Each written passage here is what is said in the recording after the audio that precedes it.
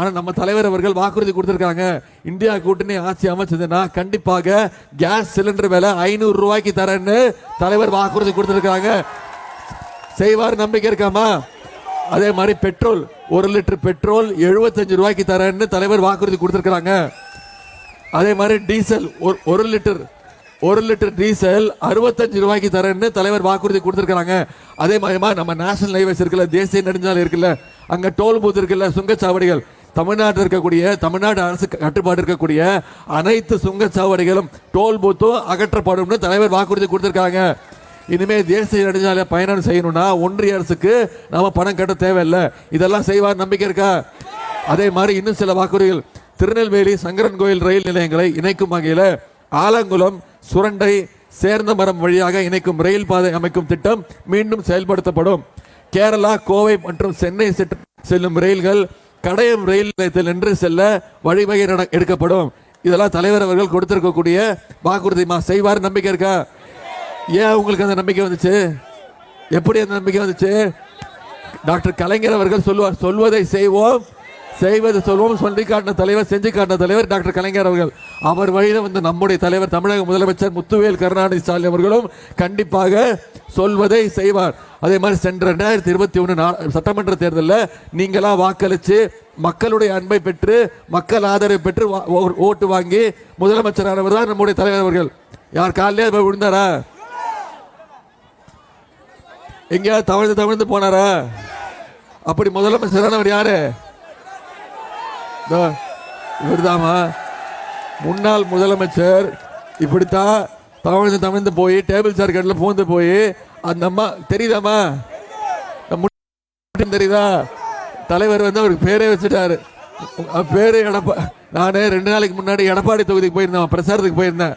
அங்க இருக்கக்கூடிய தொகுதி மக்கள்லாம் என்கிட்ட வந்து சொன்னாங்க, ஆனா தயவு செய்து எடப்பாடி பழனிசாமின்னு கூப்பிடாதீங்கண்ணே, எங்க ஊருக்கே அசிங்கமா இருக்கு. தலைவர் பேர் வச்சிருக்கிறார், பாதம் தாங்கி பழனிசாமி. யார் காலை பார்த்தாலும் விழுந்துருவாருமா. இப்படிதான் அவர் முதலமைச்சர் ஆனார். மக்கள் தேர்ந்தெடுத்தீங்களா முதலமைச்சரா? தவழ்ந்து போய் அம்மையார் சசிகலா அம்மாவோட காலை பிடிச்சி முதலமைச்சராகி அந்த அம்மாவுக்கே துரோகம் செஞ்சவர் தான் திரு பழனிசாமி. உங்களுக்கு தெரியும், அந்த அம்மா இவர் முதலமைச்சராக்குனது அந்த அம்மா சசிகலா அம்மா. அவங்க ஜெயிலுக்குள்ள போனோடனே என்ன தெரியுமா கேட்டாரு? யார் இந்த சசிகலான்னு கேட்டாரு. நீயா என்ன முதலமைச்சராக்குறன்னு கேட்டாரா இல்லையாமா? இப்படி அந்த அவர் முதலமைச்சராக்கிற சசிகலா அம்மையாருக்கு மட்டும் துரோகம் பண்ணல, ஒட்டுமொத்த தமிழ்நாட்டு மக்களுக்கு துரோகம் பண்ணவர் தான் திரு எடப்பாடி பழனிசாமி அவர்கள். ஆனால் நம்முடைய தலைவர் அவர்கள் மக்களால் தேர்ந்தெடுக்கப்பட்டு முதலமைச்சரானார். முதலமைச்சர் ஆனோன்னு தேர்தல் வாக்குறுதி, அப்ப கடும் நிதி நெருக்கடி தெரியும். தலைவர் பொறுப்பேற்கும் போது கோவிட் 2வது பெருந்தொற்று, 2வது செகண்ட் வேவ் ஞாபகம் இருக்காமா? மோடி ஏதாவது பண்ணாரா? ஒன்றிய மோடியா இருந்தாரு, வந்து உங்களை பார்த்தாரா? ஏதாவது இழப்பீடு கொடுத்தாரா? 6 மாசம் நம்ம எல்லாரையும் சிறையில் வச்சிருந்தார். யாரும் வீட்டை விட்டு வெளில வரக்கூடாது ஞாபகம் இருக்காரமா? வந்து ஒரு ஆறுதலாக விசாரிச்சாரா? வரவே இல்லை. தலைவர் தான் என்ன பண்ணாரு? ஊசி போட்டு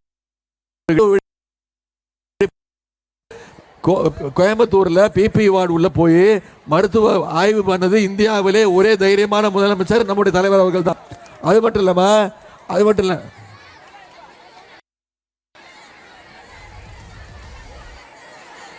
புரியலமா? என்ன கேக்குறாங்க?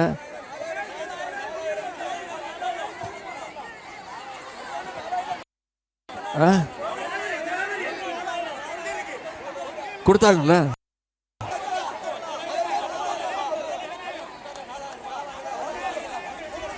ஆமா, அது தேர்தல் வாக்குறுதியில் சொன்னது. கோவிட்னால பாதிக்கப்பட்ட இழப்பீடு ஒரு வீட்டுக்கும் ஒரு குடும்பத்திற்கும் ஒவ்வொருத்தருக்கும் 4000 ரூபாய் இழப்பீடு தரேன்னு சொன்னார். கொடுத்தாரா இல்லையா? செய்திகளை உடனுக்குடனும் துல்லியமாகவும் தெரிந்து கொள்ள சப்ஸ்கிரைப் பண்ணுங்க.